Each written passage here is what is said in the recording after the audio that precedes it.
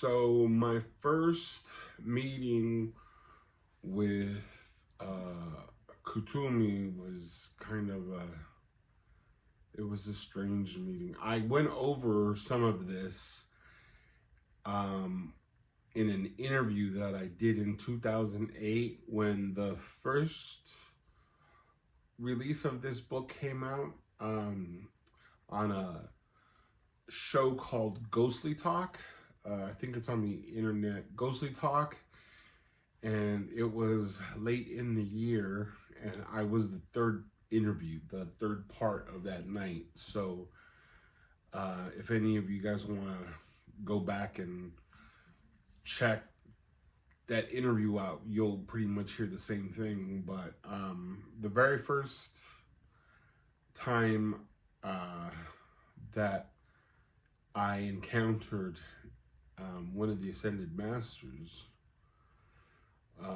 which is our name for them. They don't call themselves that, I don't know what they call themselves. I really don't know too much about them. When you start learning about these people will claim to know where they live and stuff like that. I don't know any of that. It's difficult for me to believe any of it. But like I said, this was my first encounter with one of the teachers who's associated with the name Kutumi, spelled Kuthum, as in mother, and then Kutumi. Kutumi is probably best known for one of his pupils over 100 years ago, whose name was Helena Blavatsky, H.P. Blavatsky. She was the founder of Theosophy. And Theosophy was, I guess I would describe it as a religion, but I don't know if it really is a religion. People get together and they talk, but it was a religion that Thomas Edison was a part of. There was a few other people. The guy who invented baseball was also one of the people who was part of that theosophical group. Anyways, she would speak of her teacher. I think she might have called him K, Master K, and I found out later that the K stands for Kutumi. And Kutumi and I have shared lifetimes together, past lifetimes together. But he finished his spiritual evolution and decided to ascend. And even though he could ascend further, he stays behind to help the rest of humanity.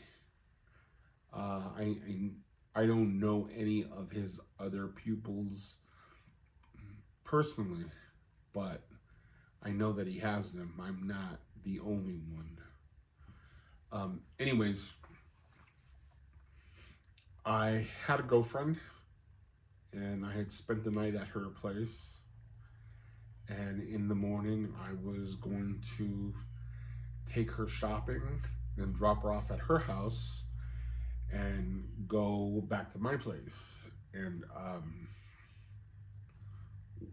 the little strip mall that we were going to was huge. It was like a few blocks, but it was one big parking lot, and there were all these little stores connected together. It was a typical strip mall that you find in Southern California. And one of the other things that you find in Southern California are A lot of people making a living selling things out on the street and in parking lots. Well, it was early in the morning. There were other cars, but there weren't that many. And I pulled into a parking space, and I got out of the car. She got out of the car, and I noticed this guy looking at me. And most of the time, she got all of the attention, but he was looking at me. And as we were walking towards the store, I could see him where he was, and he was walking in the direction of the store so he could catch up to us. And he had some books, which was different from what other people sold. Some people sell pillows, some people sell blankets. He was selling these children's books, and he was asking $5 for both of them. Well, at that point in time, $5 was all I had, and it was a few more days till payday. So I told him, no, sorry. I was kind of looking through the books, and they were strange. The illustrations were strange. It was Snow White and Alice in Wonderland, but they weren't the traditional illustrations. All the illustrations had brown skin instead of that pinkish that you normally see, and they all had slanted eyes. I had never seen books like that before, and to this day I haven't seen them. But anyways, I thought, if I buy them and I give them away, the kids aren't really gonna want them, because they're not the traditional illustrations. So I gave it back to him, and I said, no, thank you. And what caught my attention was he said, are you sure? Because he wasn't listening to my words. He was looking at everything else. And I knew that when he said, are you sure, that he was intelligent. And I told him, yeah. And so I began to step away, and I swear I took 2, maybe 3 steps.